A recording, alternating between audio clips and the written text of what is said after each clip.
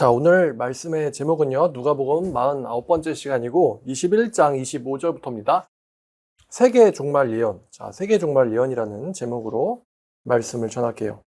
자, 우리가 이제 지난 시간에 누가복음 21장을 보는 구조를 배웠었는데 샌드위치 구조로 돼 있었다 그랬어요. 그래서 세계 종말을 먼저 예언을 하시고 그다음에 이스라엘의 종말을 예언하시고 그다음 다시 세계 종말 이야기로 들어갑니다.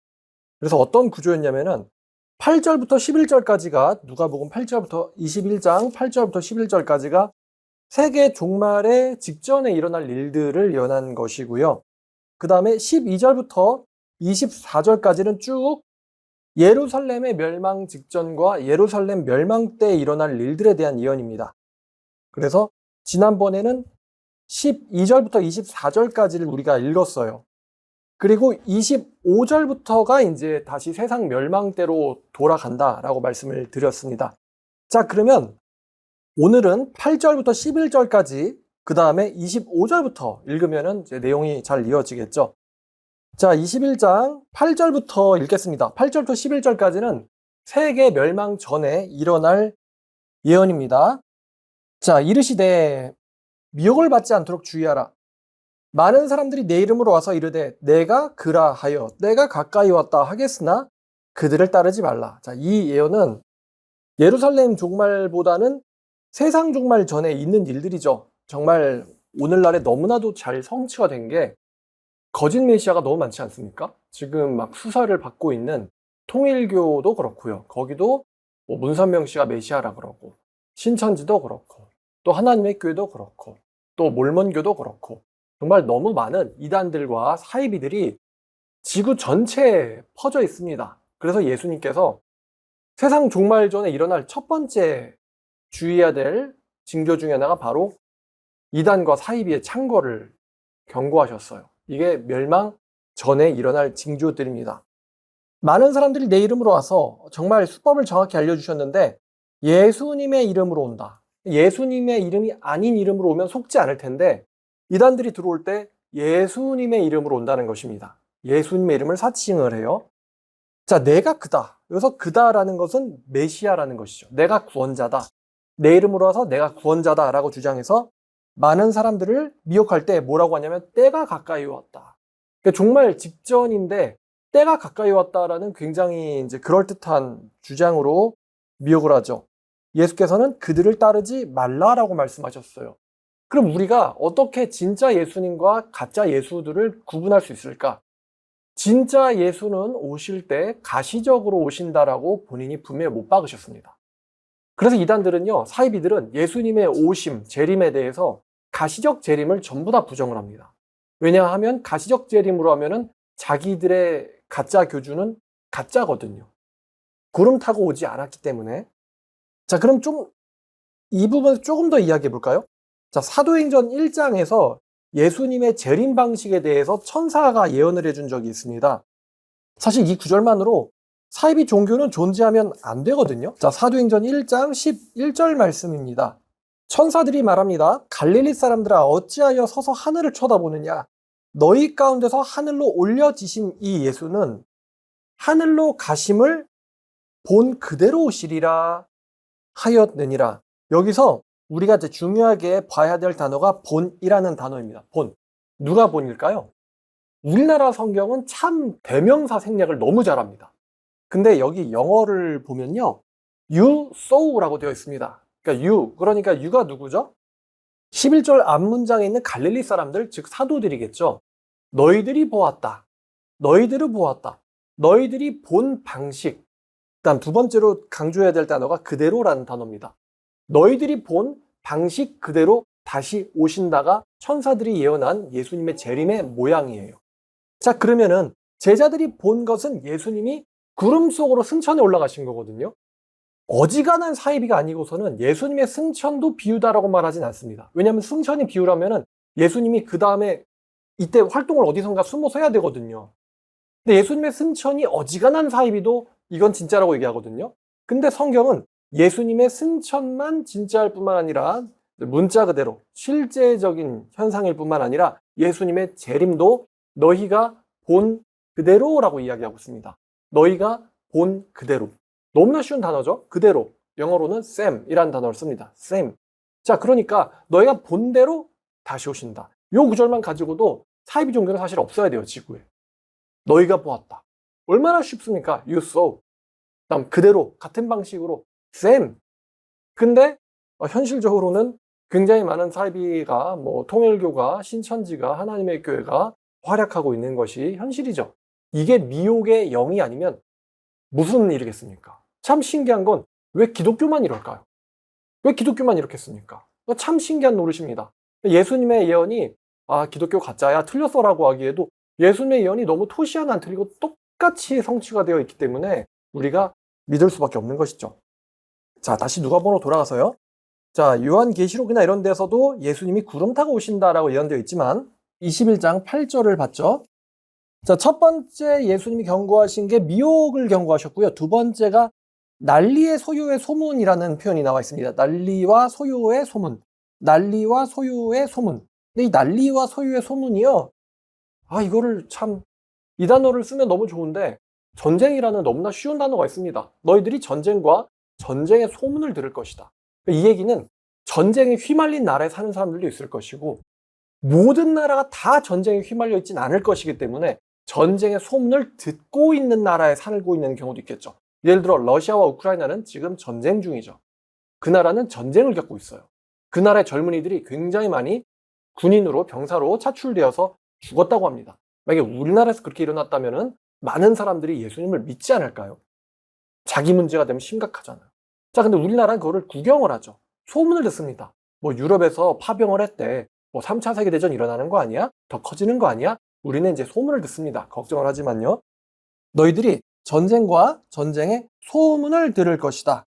근데 그때 두려워하지 말라. 이 일이 먼저 있어야 하되 끝은 곧 되지 아니하리라.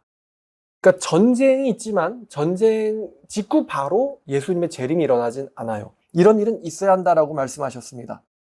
끝은 곧 되지 않는다라는 것은 이 사건들이 종말 때 있는 일이 아니라 종말 전에 있을 일임을 우리에게 알려주고 있으세요. 자, 또 이르시되 민족이 민족을 나라가 나라를 대적하여 일어나겠고, 자, 민족 간의 대적이 있다. 나라 간의 대적이 있다. 전 세계적인. 자, 그래서 두 번째 경고는 전쟁입니다. 전쟁. 전쟁에 대한 예언. 근데 우리가 요한계시록과 같이 보면은 마지막 전쟁은 굉장히 파괴적이에요. 우리가 1차나 2차 세계대전 혹은 6.25를 겪었을 때에도 야, 이거 종말 아니야? 싶을 텐데 요한계시록에 보면은 제가 개인적으로 생각하기에는 요한계시록에는 4차 세계대전까지가 예언되어 있습니다. 4차 세계대전. 3차 세계대전이 이제 6번째 나팔 심판이거든요. 거기서 몇 명이나 죽나? 전 세계 3분의 1이나 죽지만 그 전쟁 때문에 지구가 종말하고 예수님이 오시진 않아요. 왜냐면은 대접 심판이 남아있거든요. 대접 심판. 4차 세계대전에서 예수님이 재림이 일어납니다. 그건 제 개인적인 생각이에요. 들릴 수도 있겠죠? 그래서 전쟁이 있겠지만 끝은 아니다. 11절.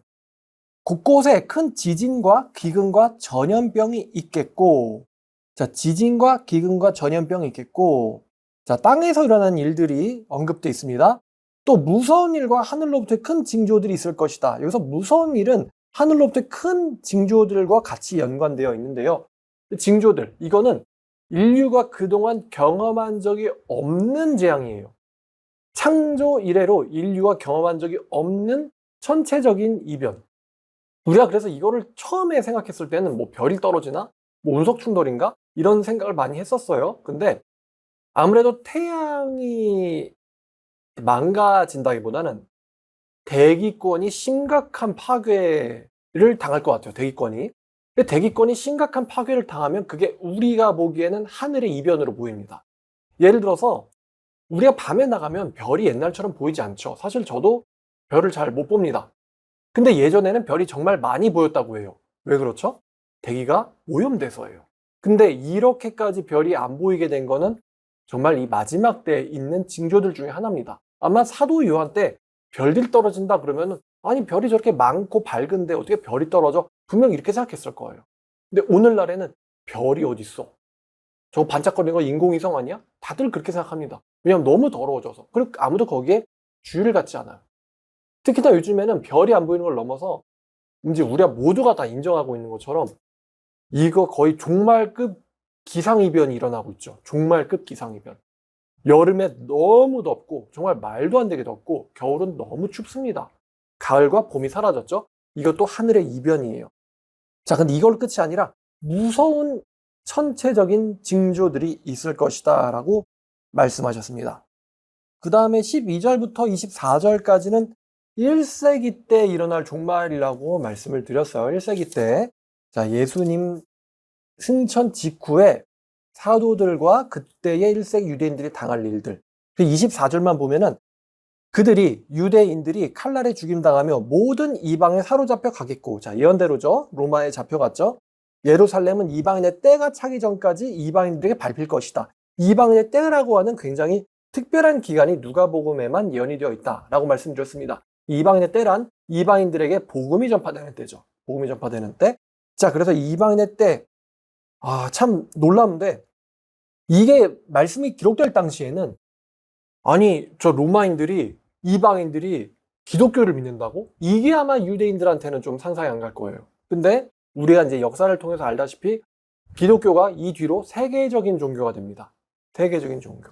근데 지금 우리는 거의 이제 끄트머리를 살고 있는 것 같아요. 아니, 이렇게 많은 이방인들이 기독교를 믿었던 적이 있다고? 지금은 이제 또 그런 시대예요. 이방인의 때가 거의 끝난 것이죠. 그렇게 많은 기독교인들이, 아니, 한국에 그렇게 많은 사람들이 교회를 다니고 예수님을 믿은 적이 있다고? 이방인의 때가 이제 끝난 거예요. 지금 더 이상 이방 사람들이 예수님을 믿지 않습니다. 이방인의 때가 항상 있는 건 아니었던 것이죠. 자, 그래서 지금처럼 기독교가 급격하게 감소하고 있는 것도 24절에서 25절로 넘어가는 어떤 중간 지점이라고 할 수 있겠죠. 이방인의 때가 끝났다. 자, 25절. 1월 성신에는 징조가 있겠고 땅에서는 민족들이 바다와 파도의 성난 소리로 인하여 혼란한 중에 곤고하리라. 자, 25절 말씀에 자, 하늘의 징조, 땅의 징조, 바다의 징조, 하늘, 땅, 바다 이렇게 이어지고 있거든요. 하늘의 징조, 땅의 징조, 그 다음에 바다의 징조. 그 다음에 26절을 보면은 다시 또 하늘의 징조 이야기가 나옵니다. 자, 그럼 하늘의 징조가 뭘까? 극심한 더위와 추위, 그리고 요한계시록에 굉장히 무서운 예언이 있는데 태양에 의해서 사람들이 굉장히 많이 죽는다라고 합니다. 태양에 의해 사람들이 살라진다. 근데 요즘 그 더위를 좀 경험해보면 정말 야, 이러다 죽겠다 싶을 정도로 뜨겁긴 하죠. 뭐 체감 기온이 지금은 30도 초반이 아니고 30도 중반을 넘어서 30도 후반을 넘어가니까요. 정말 좀 무서운 일들이 있습니다. 자, 그 다음에 땅의 징조. 땅에서는 민족들이 바다와 파도의 성난 소리로 인하여 혼란한 중에 공고하리라 이렇게 번역이 되어 있는데 여기서 이 땅의 징조 중에 하나가 혼란한 중에 공고하다. 이 공고하다는 단어가 쉬노케라는 단어가 쓰였어요. 근데 쉬노케가 뭐냐면은 꽉 붙잡혀 있다라는 뜻입니다. 꽉 붙잡혀 있다. 그럼 이게 무슨 뜻이냐면요. 너무 혼란한 상태에서 너무나 무서운 거예요. 너무나 무서운데 심지어 옴짝달싹 못하고 도망가지도 못하는 상태가 쉬노케입니다. 너무나 무서워요. 도망을 가고 싶어요. 근데 도망을 못 가요. 우리가 하늘의 징조를 피해서 어디로 도망갈까요? 아니면은 민족이 민족을 대적하고 전쟁의 소문을 들을 때 전쟁을 피해서 만약에 세계적인 전쟁이 일어난다면 어디로 도망갈까요? 특히나 우리나라 같은 경우는 삼면이 바다고 위는 적국이다 보니까 도망갈 데가 없죠. 너무나도 무서운데 우리나라 사람들에게 너무나 적당한 상황인 것 같아요. 너무나 무서운데 도망갈 수 없는 거예요. 꽉 잡혀서 옴짝달싹 못하고 졸도할 정도로 무서운 상태. 이게 혼란한 중에 공고하다라는 뜻입니다. 자, 무섭죠? 지금 이 시간에도 북한은 굉장히 열심히 침략 무기를 개발 중입니다. 자, 그 다음에 세 번째, 바다의 징조. 파도의 성난 소리로 인하여 혼란한 중에 공고하리라 그랬는데 이 파도의 성난 소리라고 했는데 이 파도의 성난 소리는 해일을 의미하겠죠. 파도의 성난 소리, 해일을 의미합니다. 요한계시록에 나와 있는 7대 심판들 중에서 6번째, 7번째 인심판과 또 7번째 나팔심판과 7번째 대접심판에 다 지진이 들어가 있습니다. 근데 요한계시록에 읽어보면은 그 지진이 국지적인 지진이 아니에요. 지구 재앙급의 지진들이 일어납니다. 우리가 요한계시록 지진을 제일 무섭게 묘사하는데 그 지진이 이제 4군데가 나와 있는데 진짜 무섭게가 묘사한 데가 6번째 인심판과 7번째 대접심판이거든요. 진짜 무섭게 지진을 묘사해 놨어요. 한번 읽어볼까요? 자, 요한계시록 6장입니다. 자, 6장 12절입니다. 자, 하늘의 징조와 땅의 징조와 바다의 징조. 내가 보니 6째 엔을 떼실 때에 큰 지진이 나며 해가 검은 털로 짠 상복같이 검어지고 달은 온통 피같이 되며 하늘의 별들이 무화과나무가 대포에 흔들려 설익은 열매가 떨어지는 것 같이 땅에 떨어지며 하늘은 두루마리가 말리는 것 같이 떠나가고 각 산과 섬이 제자리에서 옮겨짐에 땅의 임금들과 왕족들과 장군들과 부자들과 강한 자들과 모든 종과 자유인이 글과 산들의 바위 틈에 숨어 산들과 바위에게 말하되 우리 위에 떨어져서 보지 않으신 이 얼굴에서 어린 양의 진노에서 우리를 가려라. 그들의 진노에 큰 날이 이르렀으니 누가 능히 서리오하더라. 너무나 무서워서요. 너무나 무서워서 자살도 못하고 죽었으면 하고 있는 거예요, 사람들이. 너무나 무서워서 차마 자살도 못하고 죽었으면. 산들아, 바위들아, 차라리 우리에게로 무너져라. 그래서 우리가 산 상태로 여호와와 어린 양의 진노를 보지 않게 우리 좀 제발 데려가 줘라. 라고 빌고 있는 거예요. 너무나 무서워서. 자, 그 다음에 또 요한계시록 16장입니다. 16장. 자, 7번째 대접심판이죠. 자, 16장 17절 말씀입니다. 16장 17절. 7째 천사 그 대접을 공주에 쏟음에 큰 음성이 성전에서 보좌로부터 나와서 이르되 되었다 하시니 번개와 음성들과 오래 쏘리하였고 또 큰 지진이 있어 얼마나 큰지 사람이 땅에 있어 온 이래로 이같이 큰 지진이 없었더라. 큰 성이 세 갈래로 갈라지고 만국의 성들도 무너지니 큰 성 바벨론이 하나님 앞에 기억하신 바 되어 그의 맹렬한 진노의 포도주잔을 받음에 각 섬도 없어지고 산악도 간데 없더라. 자, 섬도 없어지고 산도 무너졌대요. 또 무게가 1달란트나 되는 큰 우박이 하늘로부터 사람들에게 떨어짐에 사람들이 그 우박의 재앙 때문에 하나님을 비방하니 그 재앙이 심히 크미러라. 여기도 굉장히 무섭죠. 하늘의 징조, 땅의 징조. 자, 근데 산과 섬이 없어진다라고 했는데 섬은 어디에 있어요? 어디 가운데 있죠? 섬이 바닷 가운데 있잖아요. 근데 섬이 없어질 정도의 인간이 존재해온 이래로 이같이 큰 지진이 없었다. 사람들이 살고 있는 대도시들이 다 무너졌다. 이렇게 성경이 예언을 합니다. 자, 그러면 산이 무너지고 섬이 없어질 정도의 지진이 발생하면 당연히 바다에서 뭐가 일어날까요? 당연히 바다에서는 해일이 일어납니다. 근데 아마도 인간이 경험한 적이 없는 지진에 따라오는 지진 해일은 너무나도 크고 무섭지 않을까요? 너무나도 크고 무섭지 않을까 싶어요. 자, 그래서 다시 누가복음으로 돌아가면 21장 25절과 6절을 다시 볼게요. 자, 민족들이 바다와 파도의 성난 소리를 인하여 혼란한 중에 곤고하리라. 사람들이 세상에 임할 일을 생각하고 무수함으로 기절하리니 이는 하늘의 권능들이 흔들리겠습니다. 그러니까 자기들이 살면서 이러한 자연재앙을 겪어본 적이 없는 거예요. 하늘의 권능들이 흔들리고 별들이 떨어지고 엄청나게 큰 대지진이 일어나고 해일이 일어나고 인간들이 할 게 없어요. 할 수 있는 게 없어요. 도시들이 다 기능이 마비되고 무너지는데 할 수 있는 게 없는 거예요. 너무나 큰 지진이 있어가지고 우리가 이제 지난번 2011년에 후쿠시마 지진 때도 인류의 최고의 기술이라는 걸로 지진을 좀 막아볼까 했는데 사실 안 됐죠. 왜냐면 그렇게 큰 지진이 올 거를 예상을 못 했거든요. 그 정도까지 견디기엔 설계를 안 했어요, 원전을. 그래서 인류가 복구 불가능한 영구적인 피해를 입었는데 맛보기겠죠? 너무나도 큰 지진이 일어나서 인간이 더 이상 지면에서 안심하고 살 수가 없어서 자, 성경은 되게 적나라하게 이야기합니다. 사람들이 그 임할 일 때문에 기절할 것이다.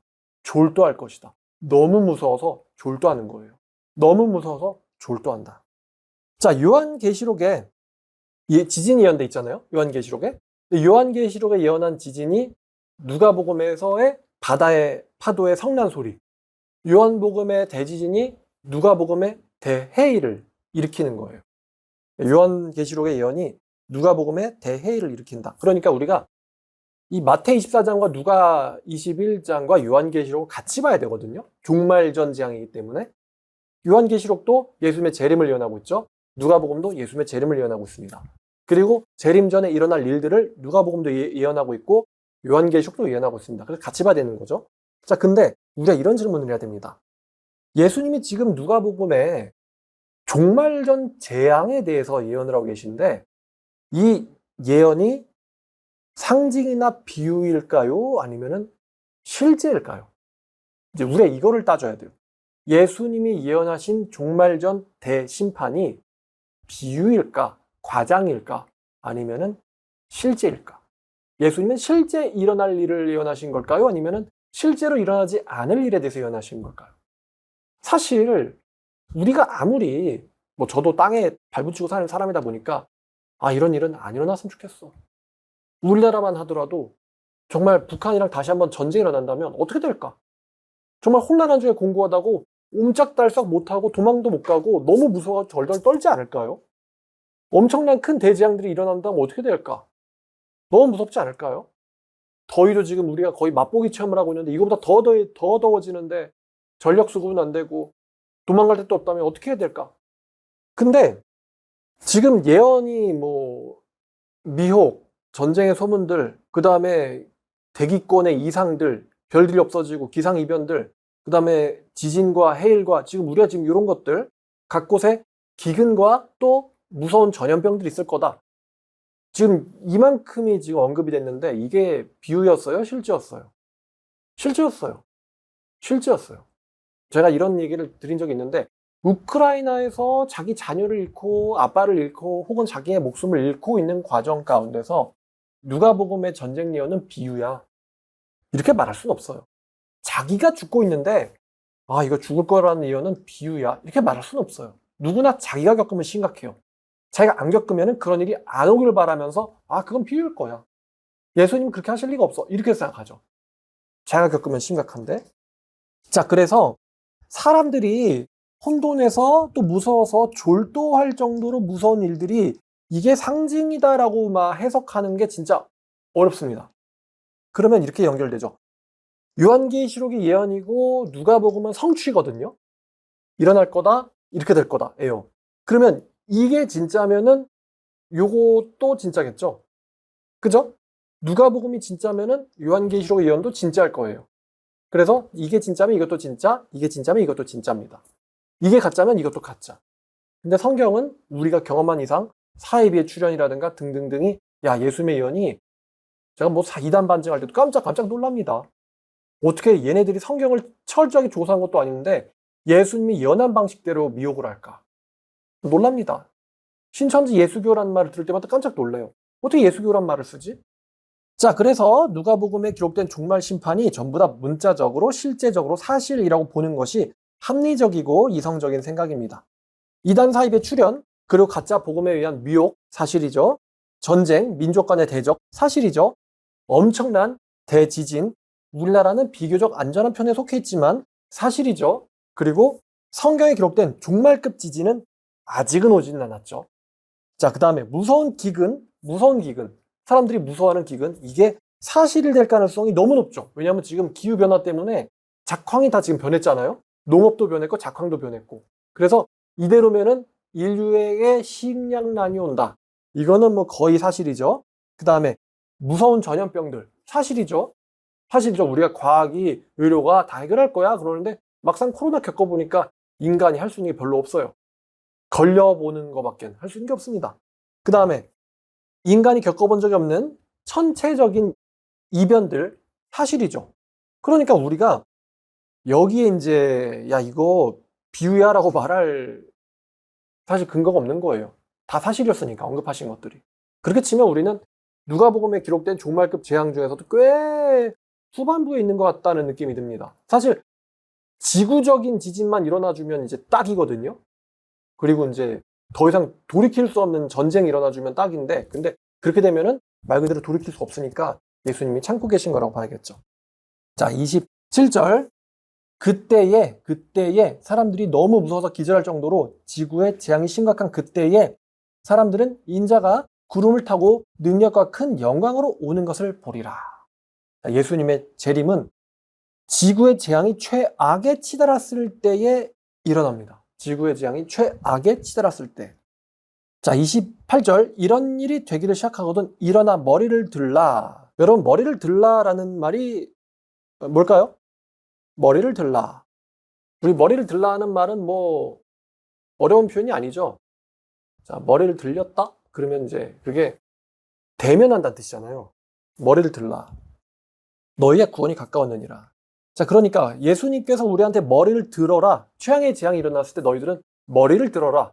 라고 말씀하셨는데, 머리를 들라라고 말씀하신 이유는 첫 번째는 하늘로부터 재림하시는 주님을 보기 위해서입니다. 문자 그대로 머리를 들라는 것이죠. 자, 그 다음 두 번째는요. 이게 지금 지구적인 재앙입니다. 크리스찬도 피할 수는 없어요. 근데 그 가운데서의 이 머리를 들라는 표현이 이런 거예요. 그 재앙 중에서도 소망과 기쁨에 대한 표현이에요. 그게 머리를 들라는 게. 예수님의 재림이 재앙 중에서 일어나거든 너희들은 머리를 들어라. 이제 사극에서 그렇지만 죄인에게 머리를 들어라 그러면요. 그 뒤에 나오는 것은 이제 용서와 관련되어 있는 말들입니다. 26절을 보니까 세상 사람들은요. 종말전 재앙이 임했을 때 세상 사람들 어떻게 반응하죠? 세상 사람들의 반응은 졸도, 기절이에요. 무서워, 졸도, 기절이에요. 근데 우리의 반응은 어떻게 됩니까? 머리를 들라. 기쁨, 소망, 기다림입니다. 똑같은 환경인데, 똑같은 상황인데요. 반응이 달라요. 세상 사람들은 무섭고 졸도하고 기절하지만 크리스찬들은요. 머리를 들고 기쁨과 소망 가운데서 예수님을 바라봐야 된다고 예수님이 말씀하세요. 왜? 너희의 구원이 가깝기 때문에. 너희의 구원이 가깝기 때문에. 예수님은 우리를 구원하려고 재림하시는 거예요. 여기서 구원은 이제 영혼 구원을 넘어서 육체 구원까지 포함합니다. 자, 29절 이에 비유로 이르시되 무화과 나무와 모든 나무를 봐라. 지금 무화과 나무와 모든 나무를 봐라. 잠깐 우리가 이런 해석이 있다는 것을 좀 염두에 봐야 될 것 같아요. 무화과 나무를 이스라엘이라고 해석을 하면서 무화과 나무가 싹이 나면은 여름이 가깝다. 이거를 이렇게 해석하는 사람들이 있어요. 무화과 나무에 싹이 난다는 걸 이스라엘의 독립을 의미하는, 독립을 말하는 사람도 있습니다. 세대주의에서 이제 이런 해석을 하거든요.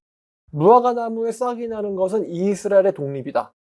그리고 이스라엘 독립이 일어나면은 32절에 이 세대가 지나가기 전에 모든 일이 다 이루어지리라. 이러면서 이스라엘이 1948년에 독립을 했거든요. 그러니까 뭐 이 세대가 80년이야 이러면서 뭐 2028년, 80년 안에 예수님이 뭐 재림하셔. 뭐 이런 식으로 해석하는 사람들이 있습니다. 알고 계셨어요? 세대주의 종말론에서 이런 해석을 합니다. 무화과 나무는 이스라엘의 독립을 가리키고 예수의 재림은 그 세대 안에 일어난다. 세대는 80년이니까 1948년부터 80년이면 2028년 안에 예수님은 재림한다. 이렇게 해석하는 사람들이 있었어요. 세대주의 종말론자들. 자, 근데 무화과 나무를 이스라엘로 해석할 수 있는 근거가 누가복음에는 부족합니다. 왜냐면은 예수님은 무화과 나무를 바라고만 말씀하지 아니하시고 모든 나무를 보라고 말씀하셨어요. 무화과 나무뿐만 아니라 모든 나무를 봐라. 모든 나무를 봐라. 그럼 모든 나무가 싹이 나면은 너희가 보고 아 이제 여름에 가깝구나 라고 생각하는 것처럼 이와 같이 이런 일이 일어나는 것들을 보거든 하나님의 나라가 가까이 온 줄 알라. 자, 그러니까 예수님은 무화과 나무와 모든 나무를 보라고 하셨어요. 그래서 모든 나무도 이스라엘을 가리키냐 하면은 당연히 아니죠. 모든 나무는. 자, 싹이 나는 것은 이렇게 우리가 매칭합니다. 매칭이 됩니다. 30절에 싹이 나는 것은 31절에 이런 일이에요. 30절에 싹이 나면 31절에 이런 일이. 그 다음에 여름이 가까우면은 31절에 하나님 나라 가까이. 이렇게 이제 매칭이 됩니다. 그러니까 예수님은요, 이런 일들이 일어나면 예수님의 재림이 가깝다라고 생각해라 라고 말씀하신 거예요. 그럼 이런 일이 뭘까요? 바로 앞에 언급된 종말전의 징조들입니다. 예수님은요, 이렇게 말씀하신 거예요. 싹이 나면은 여름이 가까이 오는 것처럼 이런 일들이 일어나면 예수님의 재림 혹은 하나님의 나라의 임하심이 가깝다라는 거예요. 가깝다. 참으로 이제 가깝긴 하죠. 가깝긴 합니다. 32절 내가 진실로 너에게 말하노니 이 세대가 지나가기 전에 모든 일이 다 이루어지리라. 자, 이게 조금 해석하기 난해한 구절인데요. 우리가 이제 지난 시간에 예수님이 언급한 종말이 두 종류가 있다고 그랬어요. 하나는 예수님에게 물어보고 있는 이스라엘에 대한 종말의 이야기죠. 두 번째는 이 말씀을 나중 가서 읽게 될 정말 세계 종말 전에 살고 있는 사람들에게 또 알려주세요. 예수님이 그래서 두 종류의 종말을 예언하고 계시다라고 말씀드렸어요. 그래서 세대도 두 부류를 봐야 될 것 같아요. 두 세대. 한 세대는 뭐냐면은 예루살렘의 종말전을 살고 있는 세대들. 그 다음에는 예수님의 재림전을 살고 있는 세대들. 이렇게 세대를 두 종류를 봐야 될 것 같아요. 자, 그래서 제가 누가복음 21장의 심판에 대해서 한번 시간표를 정리를 해봤어요. 시간표. 자, 첫 번째는 예수님이 말씀하신 유대인들의 세대 기간이에요. 유대인들의 세대 기간. 여기서 자, 이 세대가 지나기 전에 모든 일이 다 이루어지리라. 유대인들의 세대 기간. 그래서 이 유대인들의 세대 기간 안에 어떤 일이 일어나냐면은 12절부터 24절 사이에 있는 1세기 때의 유대인 성도들의 박해와 이스라엘의 멸망이 두 번째로 있습니다. 그 다음에 세 번째로는 이방인의 때가 시작되죠. 예루살렘이 멸망하고 나면 이방인의 때가 시작됩니다. 그래서 이방인의 때란 이방인들에게 구원의 복음이 전파되는 기간이죠.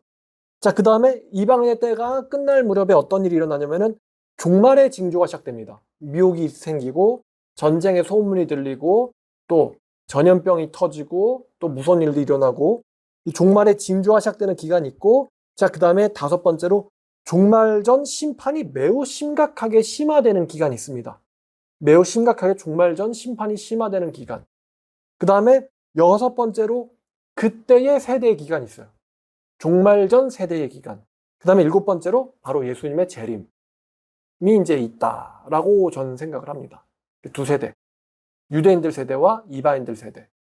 근데 이제 우리가 여기서 중요하게 알고 있어야 되는 점은 아무도 모른다는 거예요. 예수님의 재림의 시점에 대해서는. 자, 33절. 천지는 없어지겠으나 내 말은 없어지지 않는다. 예수님이 하신 말씀을, 자신의 예언을 못 박으신 거죠. 그러니까 천지는 없어진다. 너희가 보고 있는 이 지구는 없어진다. 그러나 내 말은 없어지지 않는다. 천지와 내 말을 비교하신 거거든요. 천지보다 내 말이 더 내구적이고 내구성이 높고 천지보다 내 말이 더 영속성이 좋다. 천지는 없어지지만 내 말은 없어지지 않는다. 천지와 내 말을 비교한 거예요. 여러분, 지구가 먼저 없어질까요? 여러분이 먼저 없어질까요? 당연히 우리가 먼저 없어지겠죠? 근데 우리가 보기에는 지구는 영속적으로 보이죠. 근데 예수님이 그 지구는 없어지지만 내 말은 없어지지 않는다. 라고 예수님의 말씀과 지구를 비교하셨어요. 이것도 참 신기한 게 성경이 없어질 법도 한데 성경이 없어져요, 안 없어져요? 예수님 말씀이 없어집니까, 안 없어집니까? 신기하게도 예수님 말씀이 안 없어집니다. 만약에 여러분이 나도 한번 예수해볼까 하면서 자, 이제부터 내가 예수다, 내 말을 기록하라 라고 하면은 그 말이 2000년 뒤에도 남아있을까요? 아니겠죠? 근데 예수님 말씀은 지금까지도 남아있어요. 그러니까 우리가 예수님의 예언 중에 또 하나 사실이 내 말 없어지지 않는다는 예언도 사실이라는 거예요. 신기하게도 말입니다. 자, 그 다음에 34절. 너희는 스스로 조심하라. 그렇지 아니하면 방탕함과 술 취함과 생활의 염려로 마음이 둔해여지고 뜻밖의 그날이 덫처럼 너희에게 임할 것이다. 여기서 그날이요, 예수님의 재림만 가리키는 게 아닙니다. 그 사람의 최후날을 또 가리켜요. 그날 안 올 거야. 아니면은 그날이 오게 하겠어? 이런 식으로 아니하게 된다는 건데, 예수님 말씀이 너희들이 깨어있지 않으면은 그 심판날이 너에게 덫처럼 온다. 여러분, 덫을 밟을 거를 알고 있는 사람 있어요? 모르니까 덫이에요. 내가 밟았구나 생각하면 이미 늦었어요. 벗어날 수 없습니다. 그럼 그날의 덫처럼 심판이, 제삿날이, 종말이 오는 이유가 지금 세 가지를 얘기하셨는데, 첫 번째가요, 방탕함, 세속에 빠지는 거죠. 세속에 빠지는 거예요. 크리스찬이 예수님의 말씀을 알고 있는 사람이 세속에 빠져서 방탕해지면요, 그날을 알고 있어도 덫처럼 당합니다. 두 번째는 술 취함. 이 방탕과 연관돼 있어요. 술 취함. 그러면 크리스찬도 그날에 당한다. 다음 세 번째, 이게 이제 우리가 잘 걸릴 것 같은데, 생활의 염려. 생활의 염려는 돈 문제, 현실 문제, 직장 문제, 결혼 문제, 가정 문제, 우리가 살고 있으면서 우리를 걱정스럽게 만드는 모든 것들이죠. 이런 문제, 쾌락주의와 현실주의 둘 다를 예수님은 배격하세요.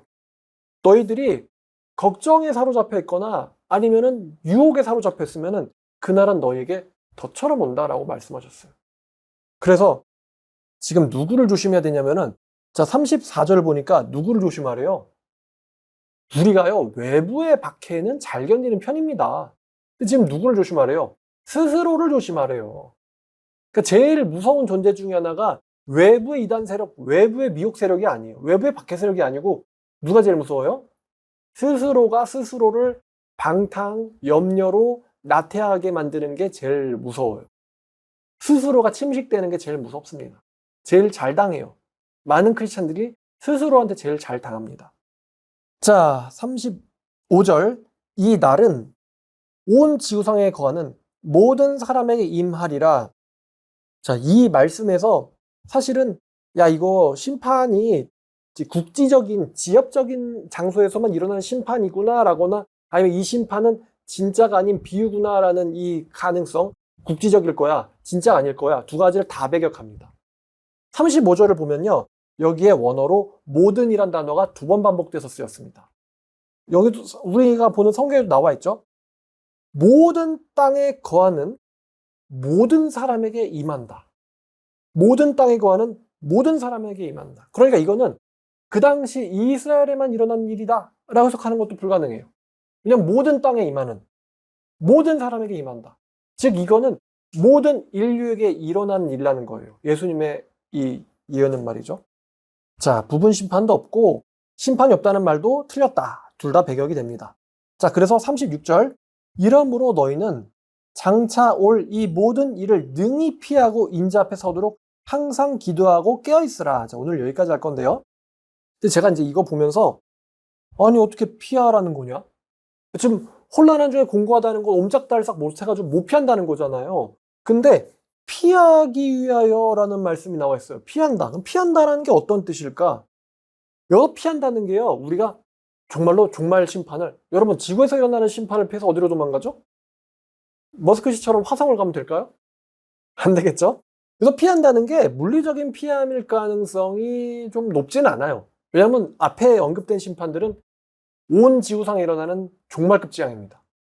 어떤 나라는 전쟁이 일어나고, 어떤 나라는 지진이 일어나고, 어떤 나라는 전염병이 일어나고, 어떤 나라는 기근이 일어나고, 어떤 나라는 환경재앙이 일어나고, 피할 수가 없어요. 어떤 나라는 미혹이 굉장히 심하고. 피하기 위해서가 무슨 뜻일까? 이 심판의 목적은요, 불신자를 처벌하는 데 있죠. 불신자를 처벌하는 데 심판의 목적이 있습니다. 이러한 지구적인 심판, 불신자를 처벌하기 위한 심판에서 하나님의 보호하심에 들어가는 사람들이 있어요. 하나님의 보호하심 안에서 심판의 목적이 달성되는 그 신의 진노를 피하라는 거예요. 신의 진노를 피해라. 신의 진노를 피하라. 첫 번째는 신의 진노를 피하라. 신의 진노를 피하기 위해서. 이렇게 해석하면은 딱 좋습니다. 근데 이제 우리가 지구적인 심판하면 하나 떠오르는 게 있거든요. 창세기에 있었던 어떤 심판이죠? 노아 심판이잖아요. 노아 심판. 사실 전 하나 더 떠오르긴 해요. 예레미야 때 있었던 예루살렘 멸망 심판. 뭐 사실 멸망은 2번 있긴 했는데 로마 제국 때도 일어났고. 근데 지구적인 심판에서도 아니 지구가 다 물에 잠겨요. 그러면은 어떻게 살아? 근데 하나님께서 노아한테는 살 길을 주셨어요. 예루살렘이 멸망해요. 어떻게 살아요? 근데 하나님이 예레미야한테는 살 길을 주셨어요. 하나님께서 또 예수님께서 예수님의 말씀을 듣고 있는 예수님의 제자들에게는 살 길을 주셨어요. 이 날, 이 민족에게 하나님의 진노와 징벌의 날이 온다. 근데 그런 도시에 살고 있는 사람들에게도 예수님은 피할 길을 주셨어요. 그래서 우리가 엄청난 지구의 재앙, 전염병 혹은 뭐 전쟁, 뭐 생각할 수 있는 어떤 무서운 일이 일어나더라도 한 가지를 잊으면 안 되는데 그게 뭐냐면은 모든 일은 하나님의 주권, 통제 아래에서 진행된다는 것입니다. 하나님의 통제 아래에서 일어난다. 하나님의 통제 아래에서 일어난다. 이게 우리가 갖고 있는 믿음이어야 돼요. 그러니까 재앙으로 인해서 죽을 수도 있겠지만 하나님께서 필요한 사람은 어떤 상황에서도 살립니다. 하나님은 살려요. 그렇기 때문에 우리가 하나님의 구원이 물리적으로 불가능해 보이는 일에서조차도 피하게 하시는 게 가능하시는 분이에요, 하나님은. 그래서 너희들이 그때의 머리를 들고 인자 앞에 서 있도록 이 모든 일을 피해라, 피하기 위해서 항상 기도하고 깨어있어라, 기도하고 깨어있어라가 예수님 우리에게 주시는 명령입니다. 기도하며 깨어있어라. 자, 하나를 또 넘어갔는데 인자 앞에 서다라는 뜻이 있죠. 인자 앞에 서다. 인자 앞에 서다 하는 게 인자 앞에 서다. 자, 여기 인자 앞에 서다 하는 뜻은요. 즉 이게 법정적인 용어거든요. 이게 서다라는 뜻은 법정적 용어인데 하나님 앞에서 의롭게 서 있을 수 있는 이란 뜻이에요. 하나님 앞에서 인정받고 의롭게 서 있을 수 있는 하나님 앞에 서다 이런 뜻입니다.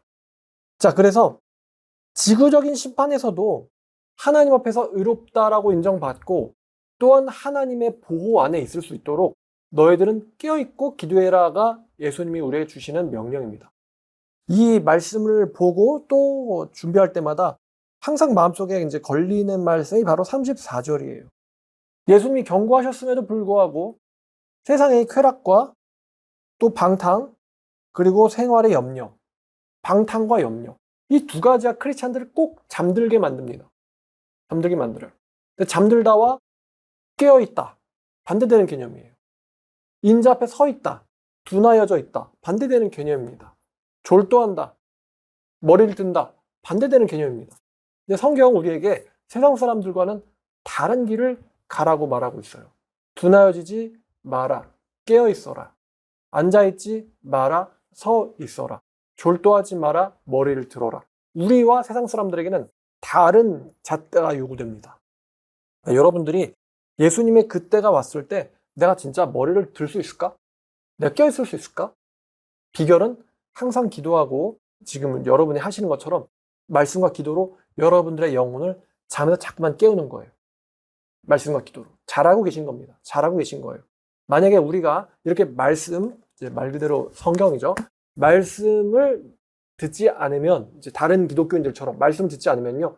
이미 방탕과 염려에 먹혀서 잠식당한 상태예요.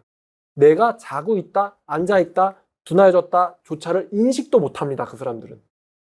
우리처럼 말씀을 보고, 성경을 보고 있으니까 내가 그렇게 되면 안 되겠구나라고, 즉 이제 심판에 대한 걱정을 하지, 우리는 심판에 대한 걱정을 하지, 현실 때문에 다른 사람들이 하는 돈 걱정, 건강 걱정, 뭐 건강 염려증, 건강 걱정, 현실 걱정, 인간 관계 걱정, 그런 거 걱정해서는 안 돼요. 우리는 심판에 대한 걸 걱정해야 돼요. 말씀으로 여러분들을 자꾸 깨우고 계신 건 잘하는 거예요. 그리고 이 말씀을 가지고 기도를 하는 거죠. 깨어있도록. 그래서 우리들이 이제 구원파식처럼 뭔가 딱 한 방 맞으면 계속 깨어있는 그런 각성제 같은 거를 우리는 원하거든요. 인간은 편해지고 싶으니까. 근데 예수님은요, 한 방 맞으면은 예수님이 재림할 때까지 항상 깨어있는 그런 각성제를 주고 가시진 않았어요. 우리에게 요구하신 건 참 이게 힘들어요. 참 이게 힘들어. 뭐? 항상. 참 힘들어요, 이게. 우린 구원파처럼 한 방을 원하는데 성경 우리에게 항상을 얘기하고 있어요. 아, 그럼 언제까지야? 죽을 때까지 깨 있으란 소리구나. 죽을 때까지. 그럼 반대로 말하면 죽을 때까지 방탕과 생활의 염려는 우리도 계속 재우려고 그래요. 야, 예수가 언제 와? 심판이 어디 있어? 좀 잘하고 너도 남들처럼 똑같이 살아봐. 남들처럼 좀 살아봐. 너만 좀 특별하게 이렇게 살지 말고 좀 똑같이 살아봐. 죽을 때까지 그게 와요. 근데 성경은 우리한테 항상 기도해라, 항상 깨 있어라 라고 이야기하고 있습니다. 갑자기 베드로 후서의 말도 떠오르는데 도대체 언제 심판이 따는 거야? 이렇게 말하는 사람들이 말세에 조롱하는 자들이 있다고 그랬어요. 근데 그 사람들이 성경을 모르는 사람들이 아니에요. 성경을 모르는 사람들이 조롱하지 않습니다. 성경을 안다는 사람들이 야, 그거 진짜 믿냐? 너도 좀 세상 사람들처럼 살라고 하면서 조롱을 합니다. 자신의 정욕을 따라 행하면서 조롱하면서 예수가 온다는 약속이 어디 있냐? 모든 만물이 처음 때부터 그대로 있는데. 근데 성경은 말해요. 그들이 일부러 잊으려고 한다고. 하나님의 심판이 있음을 알지만 일부러 잊으려고 한다라고 성경은 경고합니다. 그러니까 사람들이 심판당할 때 진짜 몰랐는데 꿈에도 몰랐다 이렇게 당하진 않아요. 그건 예수님 스타일이 아니에요. 예수님 스타일은 알고 있지만 못 펴게 만드는 게 우리 하나님 예수님 스타일입니다. 그래야 변명을 못 하거든요. 진짜 능력 있는 검사는 범인을 잡아놓고는 증거가 불충분한데 이러면서 놓치는 검사는 무능한 검사예요. 그럼 걔가 풀려났다가 철저하게 증거를 더 은폐할 거 아니에요. 근데 정말 유능한 검사는 잡히면 이제 끝난 거예요. 왜냐하면 얘를 기소할 만한 증거는 너무 충분하게 차고 넘치는 거거든요. 마찬가지로 하나님 우리 심판할 때 얘를 지옥 보낼 만한 충분한 근거가 없는데 이렇게 심판하는 건 하나님 스타일이 아닙니다. 하나님 스타일은 너무나도 뻔해서 도무지 변명할 수 없는 상태까지 사람이 몰렸을 때 딱 오거든요. 사울 왕이 그랬던 것처럼. 몰랐어요. 이렇게 말 못합니다. 많이 들었거든요. 3일 선지자 많이 알려줬거든요. 그렇게 살지 말라고. 몇 번이나. 근데도 이게 참 무섭죠. 알고 있지만서도 완악한 길을 갔어요. 알고 있지만 완악한 길을 갔어요. 바리새인도 마찬가지예요. 알고 있지만 완악한 길을 갔어요. 그래서 로마의 재앙이 왔을 때, 로마의 재앙 심판이 왔을 때 예루살렘 사람들이 못 피했어요. 알고도 못 피했어요. 예수님한테 들었는데도 불구하고 다 무너질 거야. 40년 전에 알려줬어요. 40년 전에 알려줬다고요. 다 들었는데도 못 피했어요. 근데 우리도 이렇게까지 경고를 받았으면 나는 저 가겠지라고 생각하기 쉽상이에요. 근데 많은 예레미야 때 유대인들이, 예수님 때 유대인들이 그랬던 것처럼 아마 예수님의 최후 심판 때에 많은 기독교인들이 알면서도 못 피할 겁니다. 그때 가서 회개하면 되겠지. 그때 가서 진짜 회개하면 되겠지. 이 정도 잔꾀에 하나님이 속을까요? 아니, 애당초 회개가 그렇게 우리 맘대로 아무 때나 할 수 있는 거였던가요? 36절을 한 번 더 읽겠습니다. 이러므로 너희는 장차 올 이 모든 일을 능히 피하고 인자 앞에 서 있도록 항상 기도하며 깨어 있어라 하시니라. 자, 오늘 말씀 여기까지 세계 종말 예언이란 제목으로 말씀을 여러분들과 나눴습니다. 기도하겠습니다. 하나님 감사합니다.